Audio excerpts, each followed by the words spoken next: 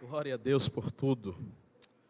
Querido, abra sua Bíblia no último livro da Bíblia, livro do Apocalipse, capítulo 3.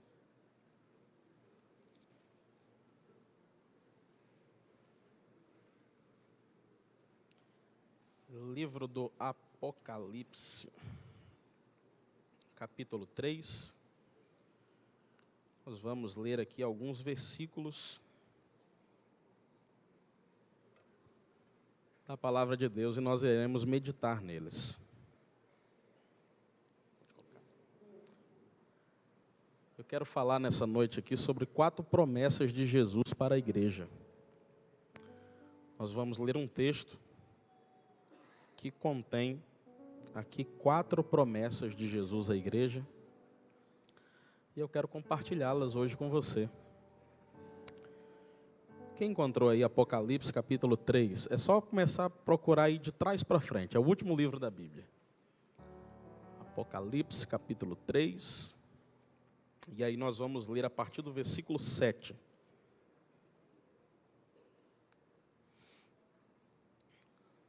Vamos lá?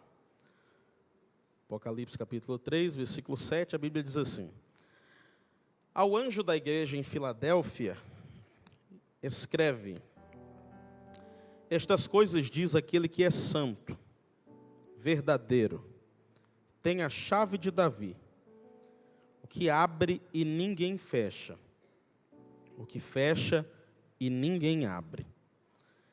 Eu conheço as tuas obras, e eis que diante de ti pus uma porta aberta, e ninguém a pode fechar. E sei que você tem pouca força, mas guardou a minha palavra e não negou o meu nome.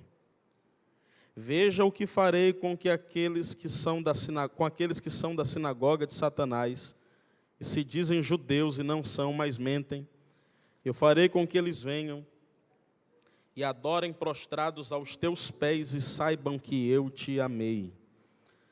Visto que guardastes a palavra da minha perseverança, eu também te guardarei da hora da provação que há de vir sobre todo o mundo, para provar os que habitam sobre a terra. Eis que eu venho sem demora. Guarda o que tu tens, para que ninguém tome a tua coroa. Você pode repetir aí o verso 11, o último verso que nós lemos? Você pode fazer isso? Diga comigo bem forte assim: Eis que venho, sem demora, guarda o que tu tens, para que ninguém tome a tua coroa. Se você quiser deixar a sua Bíblia aberta, pode deixar a sua Bíblia aberta aí. Nós vamos voltar aqui a esse texto para conferi-lo. Agora, ouça o que eu vou lhe dizer. Os capítulos 2 e 3 do livro do Apocalipse são uma junção de 7 cartas que são enviadas por Jesus, através de João, a 7 igrejas que ficavam em 7 cidades, onde hoje nós conhecemos como Ásia Menor. Na lista dessas 7 cidades, a cidade de Filadélfia, que é a carta que nós lemos hoje aqui, endereçada à igreja que estava nessa cidade, essa era a cidade mais jovem de todas elas. Ela era conhecida como a Pequena Atenas. Atenas é uma referência de idolatria na história da humanidade. E Filadélfia não queria ficar por trás. Haviam tantos templos nessa cidade, dedicados a falsos deuses, que essa cidade era chamada, apelidada por muitos de Pequena Atenas, uma Atenas em miniatura.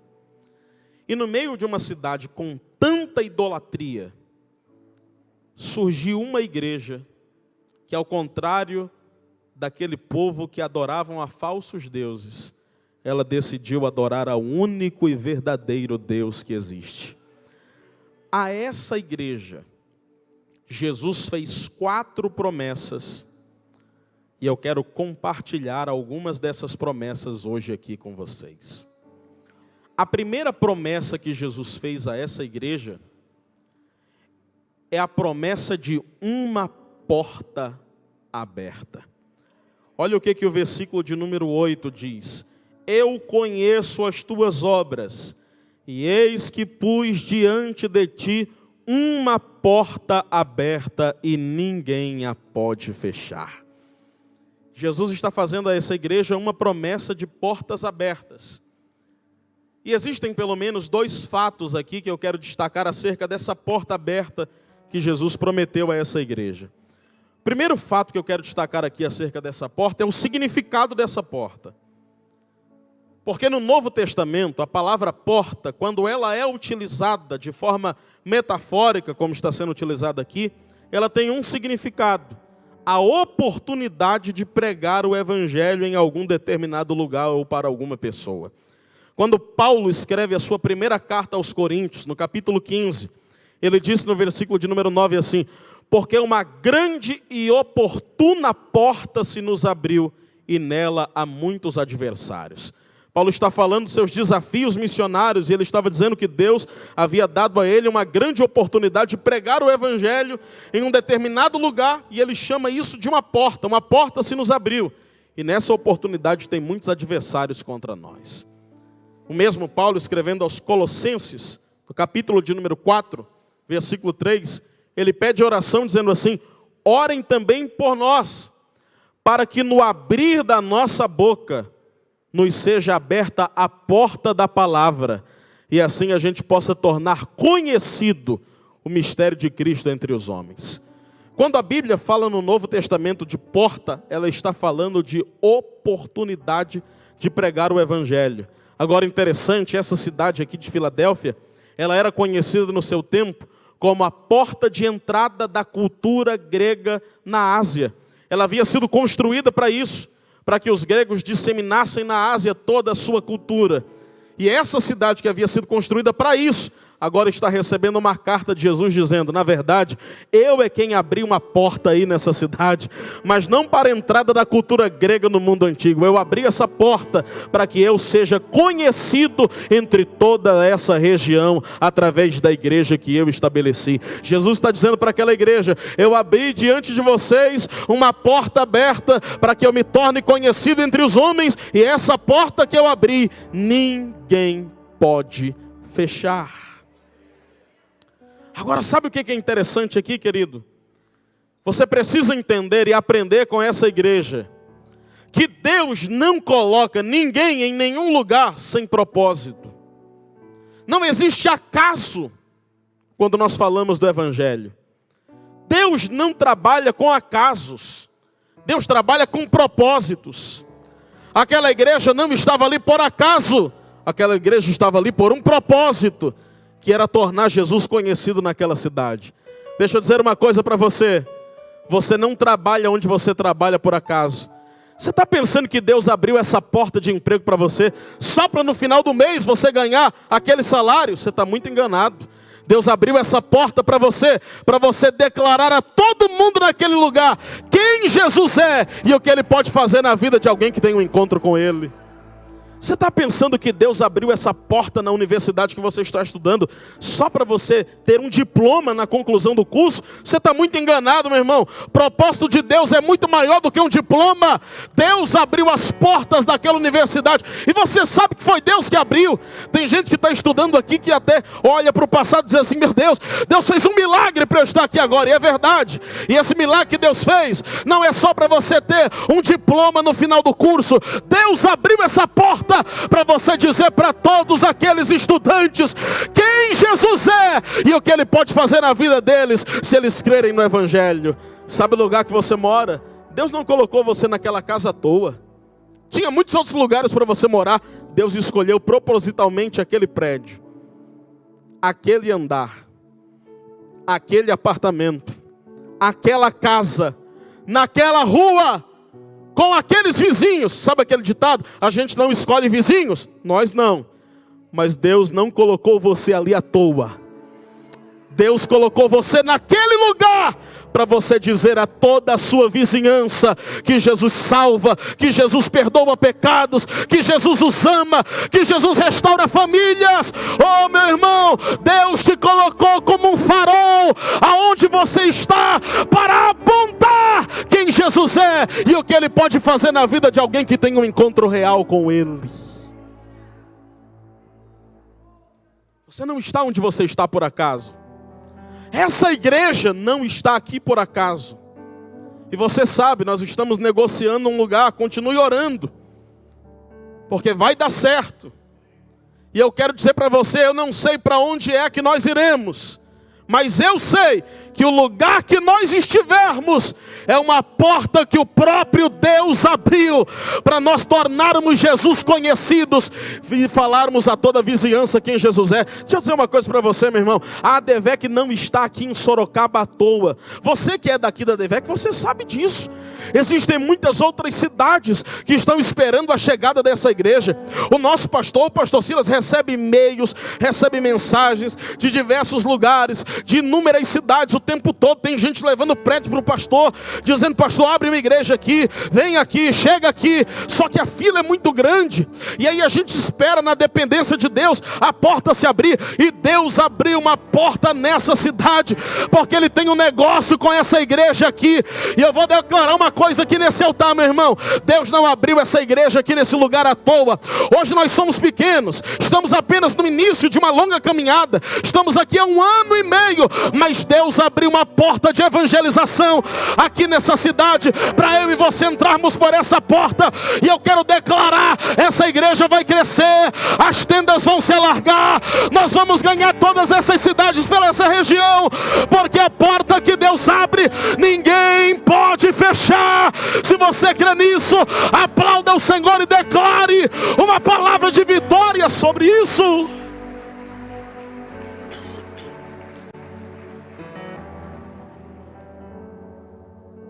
Se prepare, porque vai chegar um tempo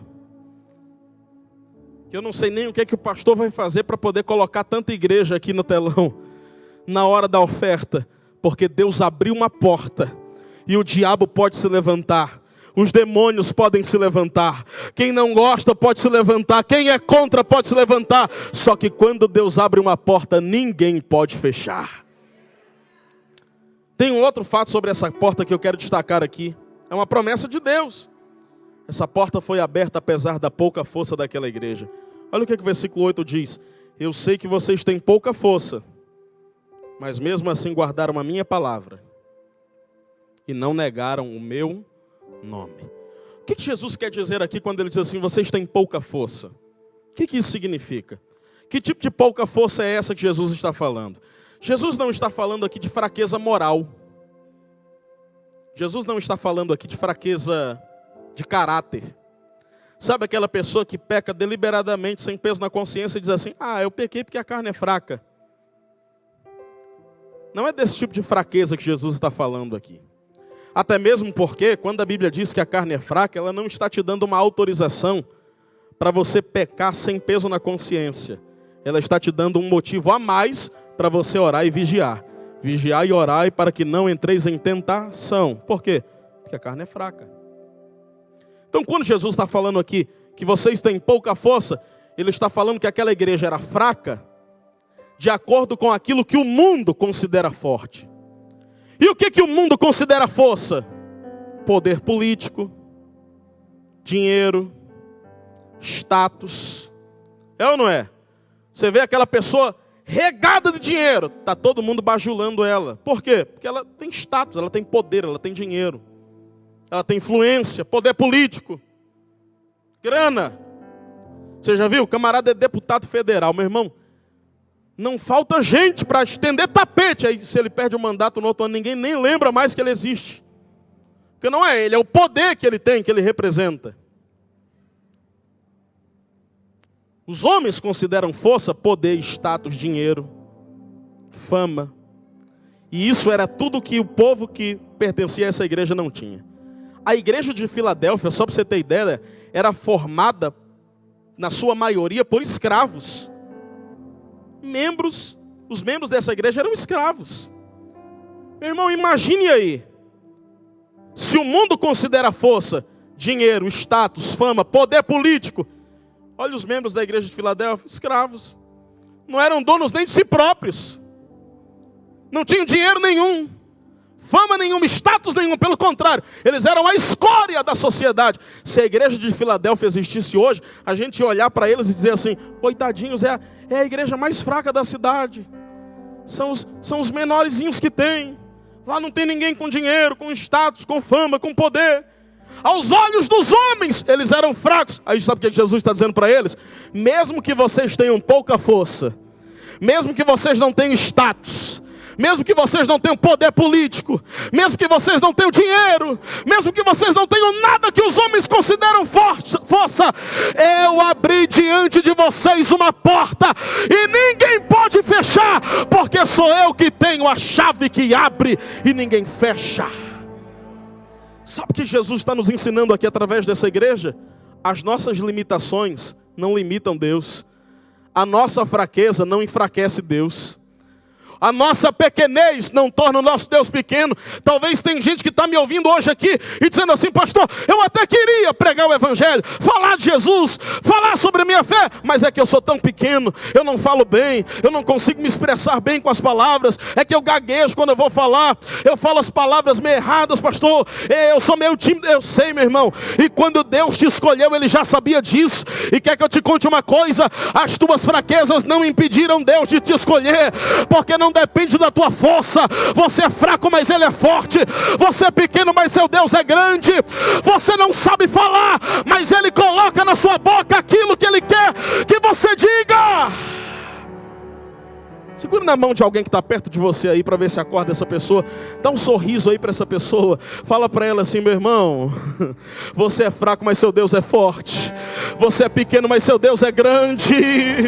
Não é sobre você, é sobre Ele. Oh, eu vim aqui declarar que Deus quer te usar, e a tua pequenez não pode impedir. Aonde você está, Deus vai te usar. Aplauda Ele mais forte, mais forte.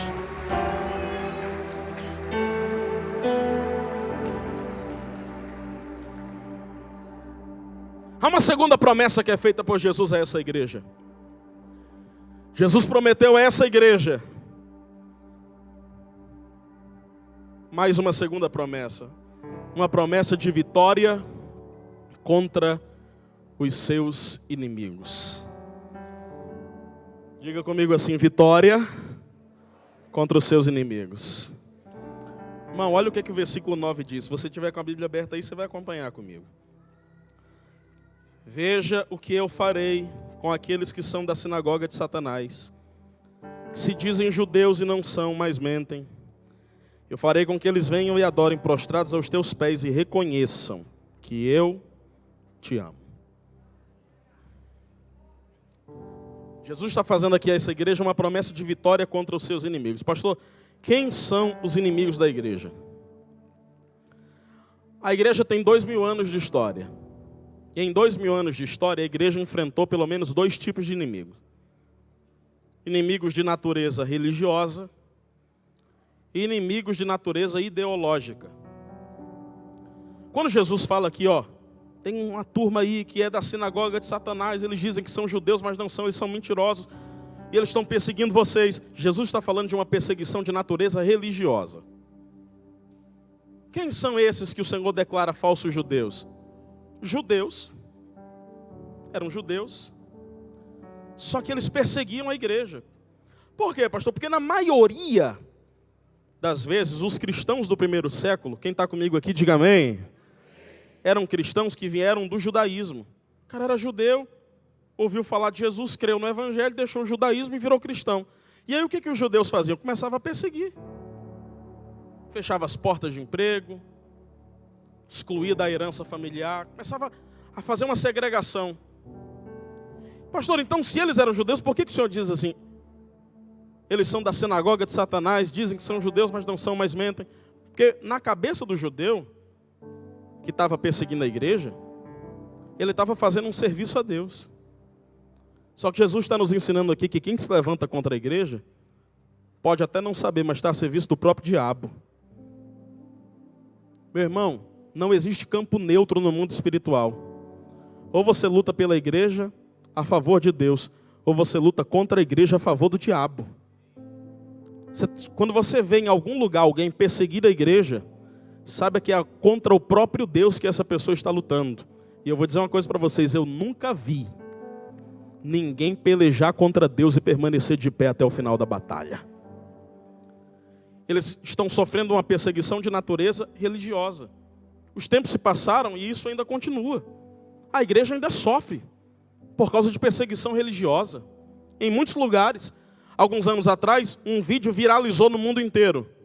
O Estado Islâmico colocou uma série de cristãos ajoelhados nas margens de um mar, não me lembro se era o Mar Vermelho, ao que me parece era no Egito, e em uma produção cinematográfica, antes de fuzilá-los, alguém foi até a câmera e disse assim: isso que nós estamos fazendo é um recado para a nação da cruz. Esse vídeo está lá no YouTube, você pode procurar. Um recado para a nação da cruz. É assim que eles nos chamam, a nação da cruz. E fuzilaram os nossos irmãos na beira do mar. Se você não sabe, fique sabendo que no último século, morreram mais cristãos por perseguição religiosa do que se morreu em 2000 anos de história da igreja. Nunca foi tão grande a perseguição religiosa contra a igreja. Pastor, e como é que a gente não escuta falar sobre isso? Você nunca vai ouvir a ONU noticiar isso, a Globo noticiar isso, a Folha de São Paulo noticiar isso.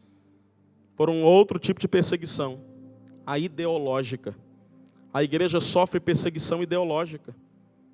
A igreja é um problema para muita gente. No século XIX, houve um homem chamado Karl Marx, que deu início a uma filosofia que nós chamamos hoje de marxismo. E ele pregava uma revolução social. Mas ele dizia que para essa revolução acontecer, primeiro era preciso se estabelecer um caos.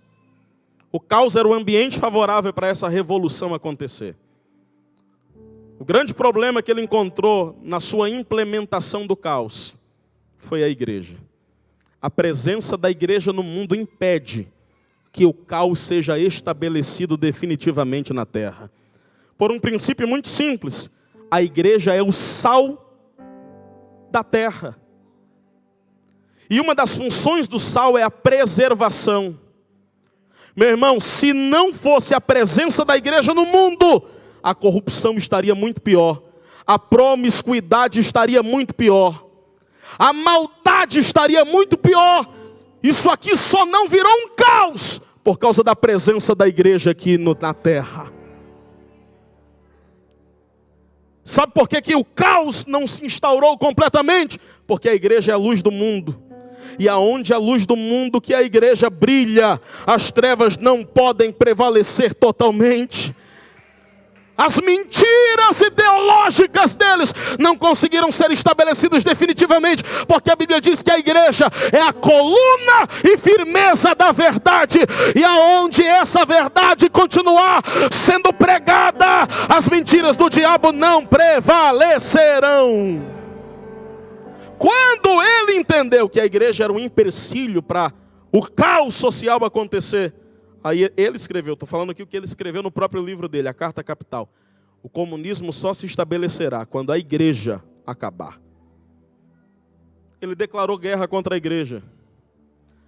Passaram-se 200 anos. Ele está morto, mas a igreja permanece viva. E os seus seguidores, pastor? Todos eles morreram, mas a igreja permanece de pé até o dia de hoje. A igreja enfrentou muita oposição ideológica. Voltaire, na ascensão do iluminismo, patrono do ateísmo naquele tempo, ele tinha dentro da sua casa uma imprensa, que ele publicava livros e mandava para toda a Europa. Ele era um ateu ferrenho. Ele declarou dentro da sua casa um dia: daqui a 100 anos, a Bíblia estará desacreditada e o cristianismo acabará. 100 anos se passaram, Voltaire estava morto, e a igreja havia comprado a casa de Voltaire e transformado ela em uma casa publicadora de Bíblias, que mandou Bíblia para toda a Europa, porque a igreja tem uma promessa do próprio Jesus, de vitória contra os seus inimigos. Oh meu irmão, pode se levantar homem, pode se levantar filósofo, pode se levantar governo, pode se levantar oposição religiosa, pode se levantar o próprio diabo. Quando Deus abre a porta, ninguém pode fechá-la. Agora, o que Jesus está dizendo aqui acerca dessa perseguição? Eu farei com que eles venham até vocês e adorem prostrados aos teus pés e saibam que eu te amo. Escute bem, Jesus não está falando aqui que alguém vai adorar a igreja. Jesus está dizendo assim: eu farei com que eles venham e adorem prostrados aos teus pés. Prostrar-se aos pés, no Novo Testamento, tem uma conotação de reconhecimento. É por isso que a versão NVI diz assim: e eles reconheçam que eu te amo. O que Jesus está dizendo? Hoje, eles te perseguem porque não reconhecem que vocês são povo de Deus.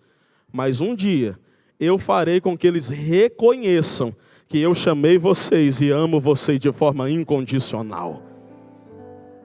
Meu irmão, talvez tenha alguém aqui entre nós que mora numa família que ninguém é crente. Você já falou de Jesus na sua casa, já falou de Jesus para os seus amigos, e tudo que você recebe é pedrada, humilhação. Talvez você já passou isso na sua própria casa. Pregou Jesus, falou de Jesus, evangelizou e alguém não crê, é contra você, é contra a sua fé. Desanime não. Você tem uma promessa de Jesus sobre a sua vida. Ele vai fazer com que alguém reconheça quem Jesus é na sua vida. Ele vai fazer com que alguém reconheça que Jesus te ama.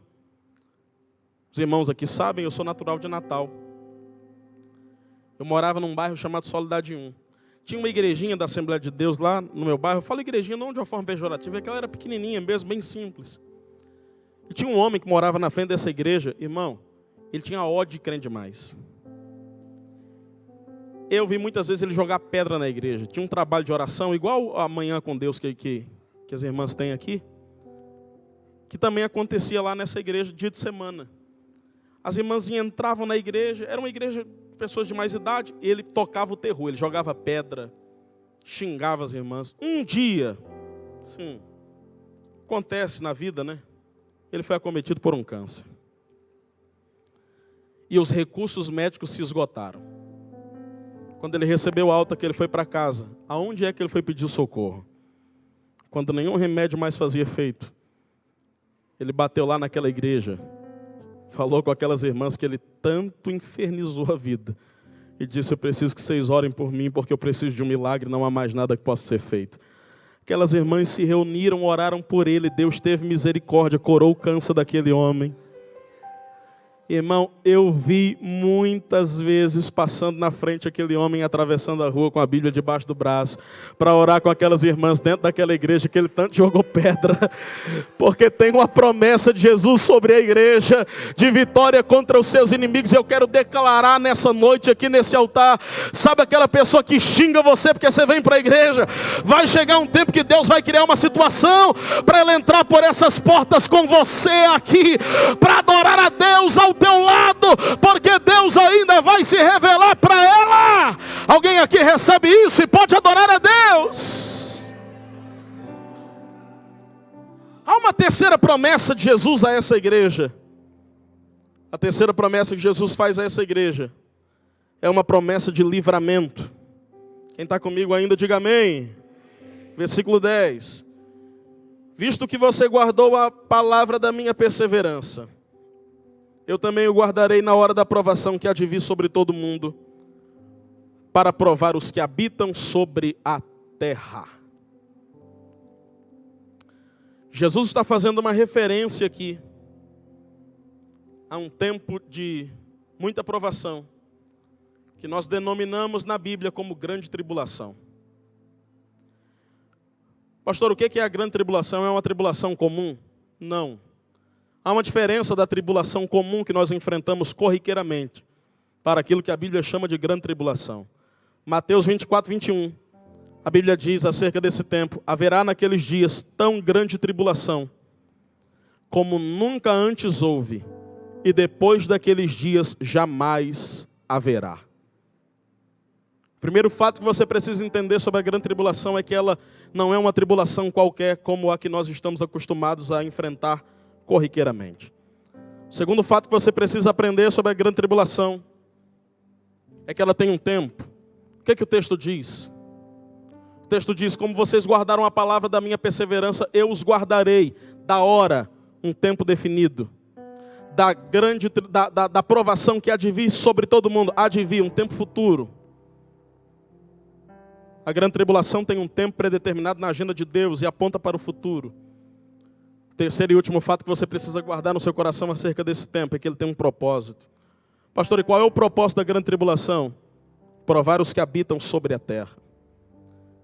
A grande tribulação é um tempo na agenda de Deus para trazer juízo sobre os inimigos de Deus, da igreja e da sua palavra. Deixa eu dizer uma coisa para você, meu irmão. Se você pensa que Deus está de olhos fechados para tudo o que está acontecendo, você está enganado. Às vezes dá a sensação que o diabo está vencendo a guerra. Hein? Às vezes você começa a olhar notícias, tragédias, desgraças. A sensação que você olha, parece que o diabo está vencendo. Porque a corrupção parece que está vencendo. O crime parece que está vencendo. Os valores invertidos parecem que estão vencendo. Mas Deus não está de olhos fechados para aqueles que querem matar crianças, para aqueles que querem assassinar crianças no ventre. Deus não está de olhos fechados para aqueles que celebram a corrupção como se tivessem vencido sobre os honestos. Deus não está de olhos fechados para toda a maldade dos homens que criam leis para prejudicar os pobres em detrimento da sua própria ganância. Deus não está de olhos fechados para sentenças injustas promovidas por juízes comprados para promover o mal na nossa sociedade. Não se desespere, o seu Deus não perdeu o controle. O seu Deus permanece no trono. Quando levaram Jesus perante Pilatos, Jesus fez uma pergunta a Pilatos, e Pilatos fez uma pergunta a Jesus, Jesus não quis responder. Pilatos olhou para ele e disse assim: você sabe de quem é que você está na frente? Eu tenho poder para te salvar ou te condenar. Jesus disse para ele: nenhum poder terias sobre mim se não te fosse dado pelo meu Pai. Você pode estar no trono, mas é Deus quem governa. Deus está no controle da nossa nação. Deus está no controle das nações.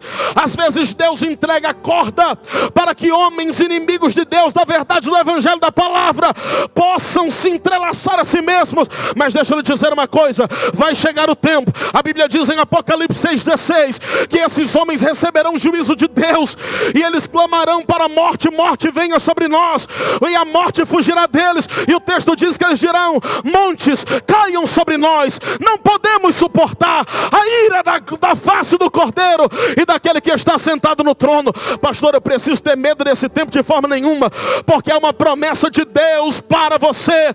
Como vocês guardaram a palavra da minha perseverança, eu também guardarei vocês da hora da grande tribulação que há de vir sobre o mundo. Meu irmão, antes que isso aconteça, a trombeta vai tocar e você vai estar diante do trono de Deus, dizendo que Ele é santo, santo, santo, santo. Alguém aqui que tem esperança do céu ainda e pode dar glória a Deus aí? Há uma quarta e última promessa que eu quero destacar aqui. A quarta promessa que é feita por Jesus nesse texto é a promessa do retorno de Cristo. Tem alguém aqui que tem essa esperança ainda e pode adorar a Deus? Olha o que o versículo 11 diz.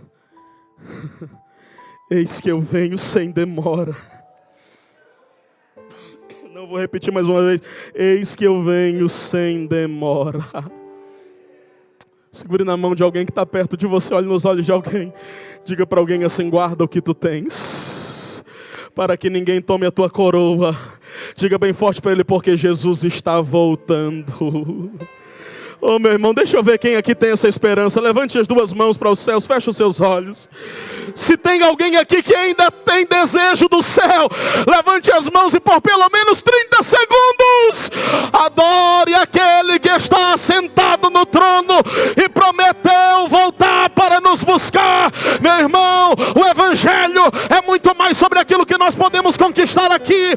O Evangelho aponta para a eternidade.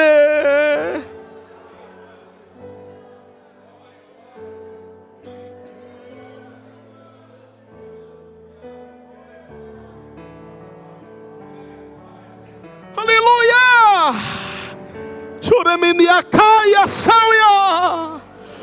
Se não for para ir para o céu, não vale a pena estar aqui. Se não for para ir para o céu, não me vale a pena estar com esse microfone na mão. Se não é pelo céu que estamos aqui, meu irmão, qualquer oferta que a gente dá aqui é em vão. Se não é pelo céu que nós estamos caminhando, não vale a pena cantar. Nós estamos aqui apenas brincando de culto. Mas eu vim aqui dizer que ninguém aqui está aqui brincando de culto. A gente está aqui porque a gente está caminhando em direção ao céu. Eu aceitei Jesus para ir para o céu. Eu estou na igreja por causa do céu. Eu virei pastor para te ajudar a ir para o céu. Nós estamos caminhando aqui de olhos no céu. Só que muita gente perdeu o céu de vista. Tem tanta gente que está tão ansioso para conquistar os tesouros dessa terra que ele não pensa mais sobre o céu. Tem gente que está tão ansioso em ganhar mais dinheiro que ele não lembra mais que o céu existe. Tem gente que está tão ansioso para conquistar um lugar maior na sociedade que ele não pensa mais sobre o céu. Mas o céu não é uma utopia. O céu não é uma fantasia. O céu é real. Ainda que muita gente não queira mais pensar sobre o céu, o Novo Testamento fala do céu, da volta de Jesus, pelo menos 300 vezes. Ainda que muita gente não queira cantar ou pregar sobre o céu, Paulo, o maior apóstolo que a igreja já teve, pregou sobre a volta de Jesus pelo menos 50 vezes nas suas cartas. Esse não é um assunto trivial, esse é um assunto central, da maior importância da nossa vida. Sabe o que é que Deus está nos ensinando a partir de tantas menções da volta de Jesus? Meu irmão, para você ter ideia, o arrebatamento é mencionado 8 vezes mais que a primeira vinda de Jesus quando ele nasceu de Maria. Essa mensagem é uma mensagem urgente. Deus está nos lembrando aqui nessa noite: você pode conquistar o céu melhor, mas nada pode se comparar ao céu. Você pode galgar os maiores lugares, mas nada toma a importância do céu. Viva, meu irmão, conquiste, meu irmão, como o melhor dessa terra, mas não perca de vista, é pelo céu que estamos aqui, é pelo céu que eu permaneci até agora. Levante as mãos e adore a Deus se você tem certeza do céu. Se você tem essa esperança, eu convido somente quem ama a Deus, quem aguarda o céu. Abra a boca e fala em línguas estranhas agora. Vai, vai, vai. Deixa Deus te ouvir. Vai, igreja. Vai, igreja. Urabacandarabachandaraia.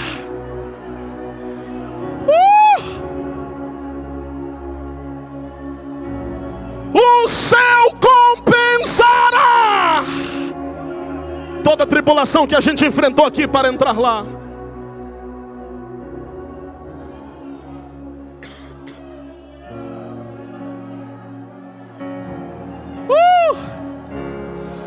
Adore a Ele, adore a Ele, adore a Ele, adore a Ele. Adore a Ele.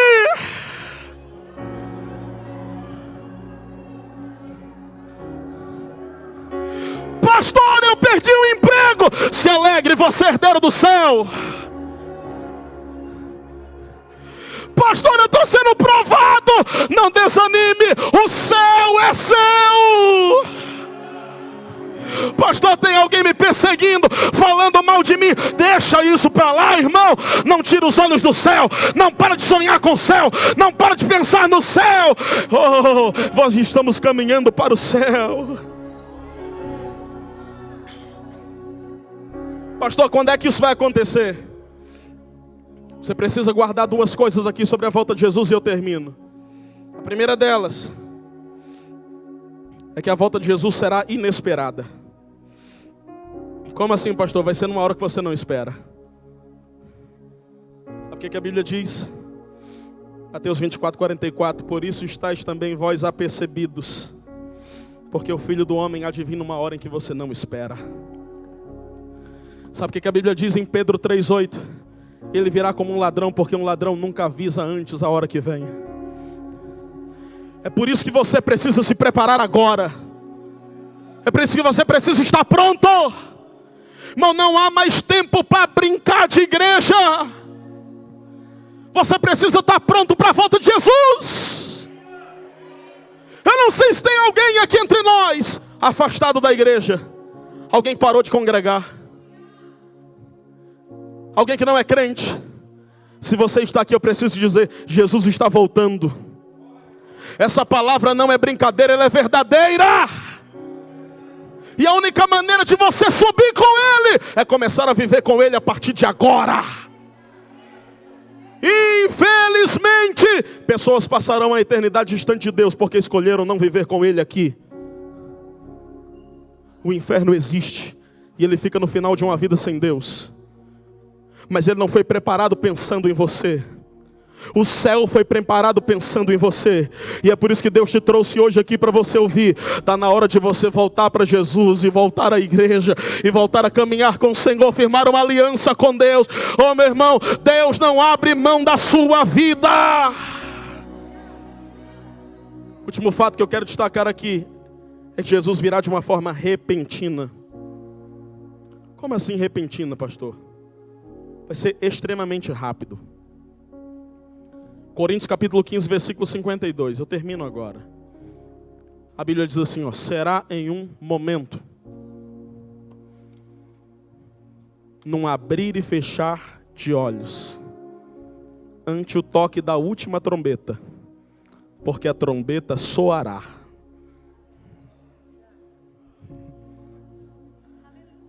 Será em um momento. Paulo usa uma palavrinha grega aqui para momento, a palavra átomos. Se refere a um tempo tão curto que não pode ser fracionado. Por quê, pastor? Porque nós fracionamos o tempo. Quer ver uma coisa? 1 minuto, 60. 1 segundo. Nós fracionamos em milésimos. 1 milésimo, fração de milésimos. E assim por diante. Mas o tempo do arrebatamento vai ser um tempo tão rápido que nem a ciência é capaz de fracioná-lo. Mais rápido que fração de milésimos. A trombeta vai tocar, teu nome vai ser chamado e você vai estar diante do trono de Deus. As portas estarão abertas e você vai entrar por aquelas ruas. Oh, queridão, deixa eu te falar uma coisa. O maior tesouro que a igreja tem não são seus templos. O maior tesouro que a igreja tem não é nem mesmo a sua liberdade. Podem tirar até o nosso templo, podem tirar até a nossa liberdade, podem proibir culto nas nações. A única coisa que não podem tirar de nós é a certeza do céu, é a convicção do arrebatamento. Fica de pé comigo agora para adorar a Deus. Se você tem certeza disso, levante as duas mãos. O mais alto que você puder. O mais alto que você puder. Abre a tua boca agora e clame ao Senhor. Adore ao Senhor. Declare isso. No piscar de olhos acontecerá. Mas a igreja será arrebatada. Vamos, igreja, vamos, igreja. No piscar de olhos acontecerá. Quem tem essa esperança, levante as mãos. A igreja será arrebatada.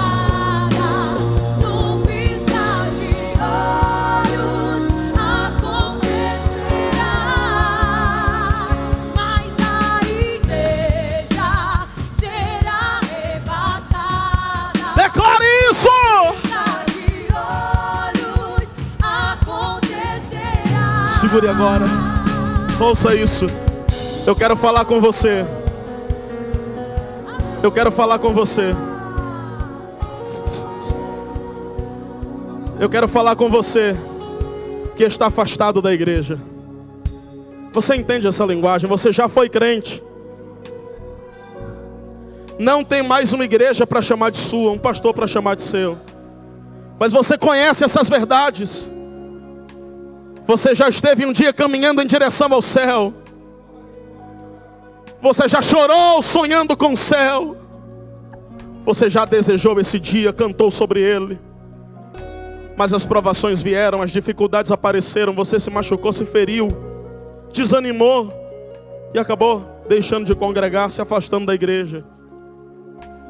Pastor, mas eu gosto de visitar a igreja vez por outra. Eu sei, e é muito bom isso. Mas o Senhor não quer te ver só como visitante. Está na hora de você firmar uma aliança, um compromisso com Deus. Um compromisso real com Deus. Uma aliança com Deus.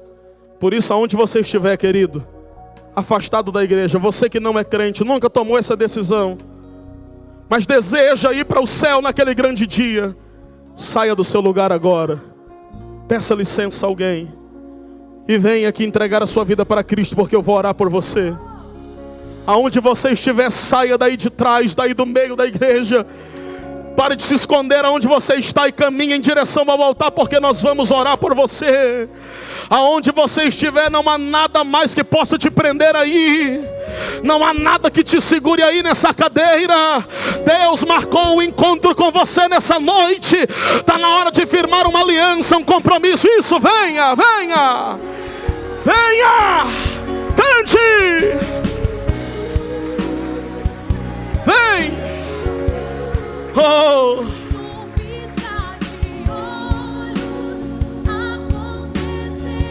Vem, vem, vem, vem, vem, vem. A igreja será arrebatada num piscar de olhos, acontecerá. Levante as duas mãos e declare isso mais uma vez.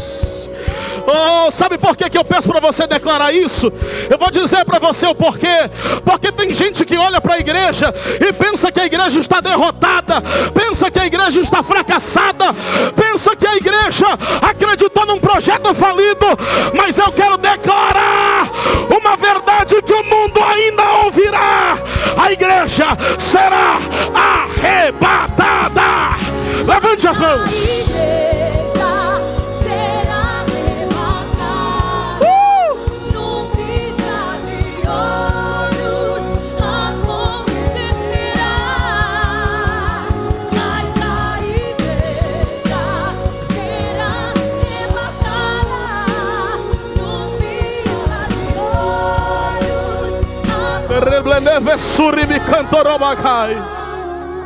Ouça isso, querido. Aleluia. Só você que veio aqui adorar a Deus, entrega a Ele o seu melhor agora. Abre a sua boca agora e fala em línguas estranhas aí, aonde você está. Deixa Deus te tomar. Incendeia essa casa de glória. Porque enquanto você adora, cadeias estão quebrando. Cadeias estão quebrando. Grilhões estão arrebentando. Adore a Ele agora. O Messias aguardado, Ele vem me buscar.